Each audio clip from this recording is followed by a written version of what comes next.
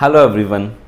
आज की ये वीडियो न केवल उन लोगों के लिए बेनिफिशियल है जो स्टेप बाय स्टेप ग्रामर सीख रहे हैं, बल्कि उनके लिए भी जो नॉर्मल इंग्लिश के वर्ड्स अपनी बातचीत के दौरान यूज़ करते हैं। इस वीडियो में आप सीख पाएंगे अपने व्यूज़, अपने आइडियाज़ को बेटर और एलिगेंट वर्ड्स यूज़ करके कैसे एक्सप्रेस कर सकते हो आप। And in the end of this video there will be a list of 5 selected words to help you build your vocabulary. So do watch this video till the end, and if you like this video, give a thumbs up and subscribe the channel. नेता type आधा काम मत करो, subscribe के साथ साथ bell icon भी दबाओ। Today we will cover two main topics, adjectives and adjectival phrases, and simultaneously we will focus on our vocabulary also. So let's start with adjectives. So what are adjectives? These are the describing words. They are usually placed right before a noun to say something more about it. They give us more information about the noun that helps describe the noun better. The simplest example of adjective is when you pay someone a compliment or when you praise someone, we use adjectives. Adjectives by themselves are not countable entities.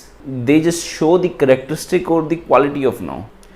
And the noun itself conveys its number, as we learnt in our nouns class. To start with, let me give you a sample list of the adjectives. These are just random sampling, random words. Red, bright, deep, lovely, caring, happy, hungry, high, beautiful, crispy, faded, patterned. ये सारे adjectives हमें किस चीज़ के बारे में बता रहे हैं? कुछ ना कुछ हमें नाउन के बारे में बता रहे हैं कि उसकी फिजिकल क्वालिटी कैसी है, उसका कलर कैसा है, उसका मूड कैसा है, उसकी मेंटल स्टेट कैसी है, या फिर उसकी इमोशनल कैरेक्टरिस्टिक कैसी है, उसकी अपीयरेंस कैसी है। तो ये सारी क्वालिटीज़ जो है या ये कैरेक्टरिस्टिक्स जो है, ये नाउन की हमें कौन बताता है? एडजेक्टिव।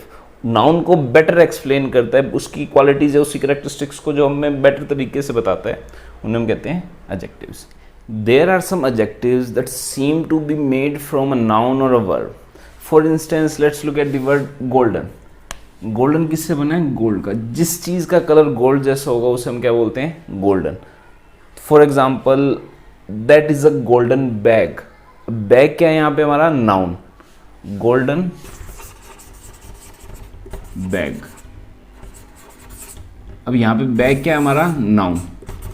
अब इसको कौन डिफाइन कर रहा है? इसको कौन डिस्क्राइब कर रहा है? किस टाइप का बैग है, किस क्वालिटी का बैग है? गोल्डन कलर का। तो ये हमारा क्या होगा? Adjective. The next word is faded. अब फेडेड किससे बना है? वर्ब से। कौन सी वर्ब? To fade. अब कोई चीज़ जब फेड हो जाएगी तो उसे हम कहेंगे फेडेड। फैटनिंग। अब ये भी एक एडजेक्टिव है और ये बना भी किससे? एक एडजेक्टिव फैट से। अब फैटनिंग का मतलब क्या होता है? The thing that makes you fat, the substance that makes you fat. For example oil and butter, when you consume it they make you fat. Next word is mood enhancing. अब ये एक compound word है, ये किस किस से बना है? नाउन मूड से और वर्ब एनहांस से। अब मूड एनहांसिंग का क्या मतलब होता है? Suppose if you are upset and there is something that improves your mood, जो आपके मूड के अंदर थोड़ी सी इंप्रूवमेंट लाए, आपके मूड को बेटर करे, वो चीज़ क्या हो जाएगी? Mood enhancing. फॉर एग्जाम्पल कुछ लोगों के लिए चॉकलेट मूड एनहांसिंग होती है, उनको चॉकलेट देख के उनको अच्छा लगता है, तो वो चीज़ क्या हो जाएगी? Mood enhancing. Let's take one more word, grown up. अब ग्रोन अप क्या है? ये हमारा एक नाउन भी है और एक एडजेक्टिव भी है। It depends on the kind of sentence we are using it in. For example grown ups are more creative then the youngster. जब हम यहाँ पे ग्रोन अप्स यूज़ कर रहे हैं, हम ये एज अ नाउन यूज़ कर रहे हैं, और एक सेंटेंस हम लेते हैं कि you are a grown up man now. इसका मतलब क्या हुआ? कि अब आप बड़े हो चुके हो, या आप टॉल हो चुके हो, या अब आप ओल्ड हो चुके हो।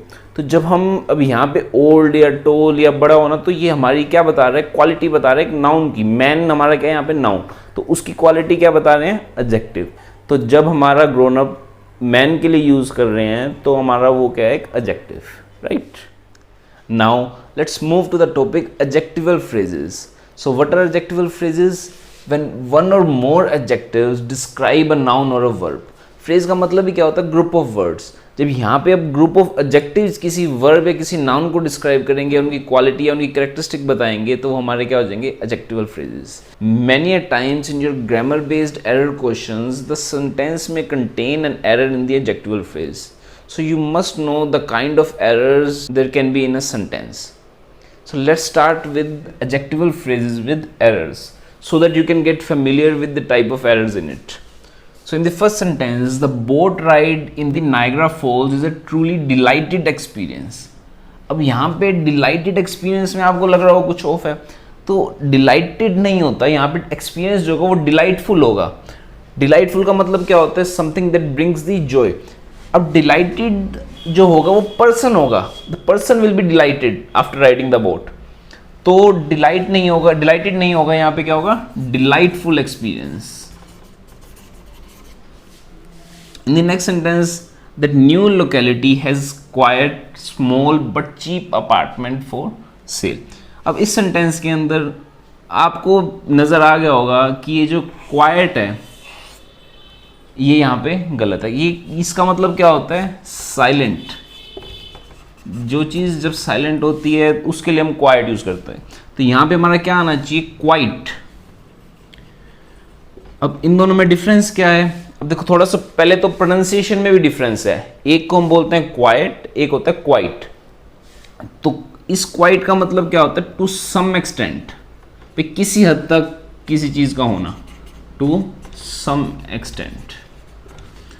तो to some extent the apartments are small but they are cheap.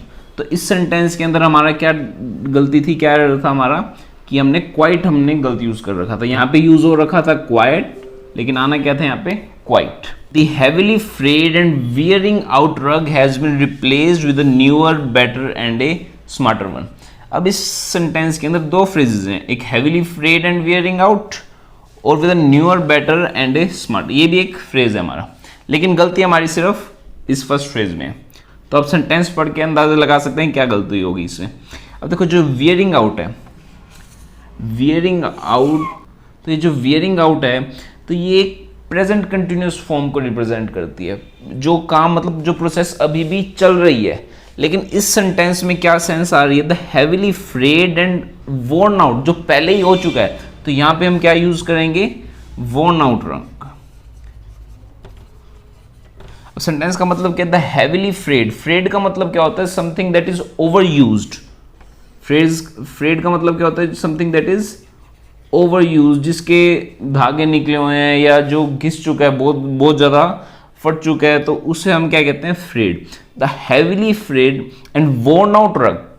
Worn out का ये मतलब क्या होता है? कि जो बहुत टाइम से जो चल रहा हो और उसकी अब लाइफ खत्म हो गई, वो अब एक्सपायर हो चुका हो, तो उसे भी क्या बोलते हैं? Worn out. जो फट चुका हो, जो घिस चुका हो, उसे क्या बोलते हैं? Worn out. Rug has been replaced with a newer, better and smarter one. तो उस रग को रिप्लेस कर दिया गया. तो यहाँ पे हमने क्या देखा कि जो हमारा वियरिंग आउट है वो एक प्रेजेंट कंटिन्यूस फॉर्म को रिप्रेजेंट करता है, लेकिन हमें यहाँ पे क्या चाहिए? जो चीज़ पहले हो चुकी है, तो उसके लिए हम क्या यूज करेंगे? Worn out.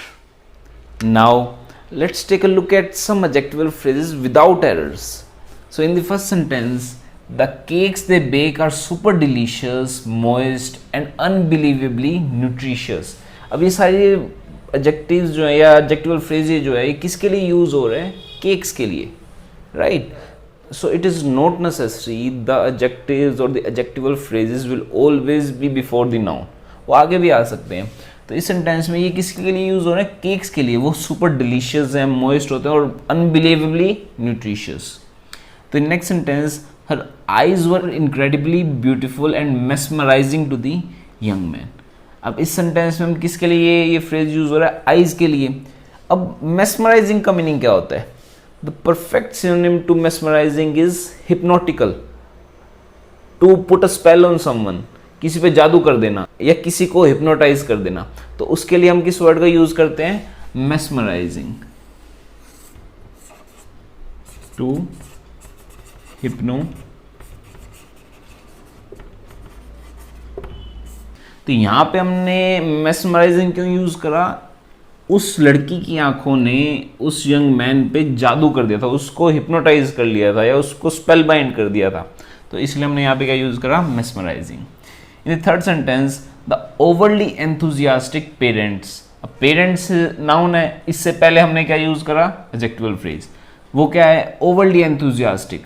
The overly enthusiastic parents welcomed their son in law with garlands and gifts. Overly enthusiastic, अब एंथुजियास्टिक का मतलब क्या होता है? बी वेरी एक्साइटेड, बहुत ज़्यादा एक्साइटेड होना, उसके लिए हम क्या यूज़ कर लेते हैं? Enthusiastic. The carpet is exquisitely stitched by hand and takes many months to weave. We use the word exquisite for something which is very premium और रेयर और something which is very elegant. तो अब यहाँ पे हमने जो elegantly stitch की गई है बाय हैंड, तो उस कारपेट की हम क्वालिटी बता रहे हैं यहाँ पे, राइट। सो ये थे हमारे एडजेक्टिवल फ्रेजेस। इनकी बहुत लंबी लिस्ट है, बहुत कुछ, खुद भी आप बहुत सारे एडजेक्टिव्स का यूज करके एडजेक्टिवल फ्रेज अपना सेंटेंस में यूज कर सकते हो। Now we move to the last part of today's video, the vocabulary session. I have selected 5 words from today's lecture which will help you build your vocabulary. You can use these words regularly while talking to someone or while writing something instead of using the common words. So let's take a look at these words. Delightful. Delightful means something which brings us joy. और इसका synonym क्या है? Amusing. Something which is amusing is delightful. जो हमें amuse करे या हमें entertain करे या हमें जिस चीज़ से अच्छा लगे, प्लीजेंट हो जो हमारे लिए, वो हमारे लिए क्या होती है? डिलाइटफुल। फ्रेड, फ्रेड हमने अभी इसका यूज़ करा। Frayed, over use, something which is over use, जो बहुत ज़्यादा घिस जाए, जो जिसको काफ़ी समय से यूज़ किया जा रहा हो। और इसका सिनोनिम क्या है? Worn out. मेस्मराइजिंग का सिनोनिम क्या है? स्पेल बाइंड, जब जादू कर देना किसी पे, या हिप्नोटिकल हो जो चीज़। Exquisitely, something which is rare, something which is very premium, something which is elegant, तो उसे हम क्या कहते हैं? एक्सक्विजिट। तो उसके लिए सिनोनिम क्या है? एलिगेंट और एक्सट्रीमली ब्यूटीफुल। तो लास्ट मैंने सिलेक्ट करा ये वर्ड क्वाइट और क्वाइट। तो इसमें हम काफ़ी एरर करते हैं, हम स्पेलिंग, तो इसकी प्रोनाउंसिएशन में भी डिफरेंस है और थोड़ी सी स्पेलिंग भी अलग है। तो क्वाइट का मतलब क्या होता है? साइलेंट। और क्वाइट का मतलब क्या होता है? टू सम एक्सटेंट, किसी हद तक, ठीक है। Quite small, quite large, quite dirty, तो इस हिसाब से हम इन वर्ड्स को यूज़ करते हैं। So that's it for today's session. Thank you.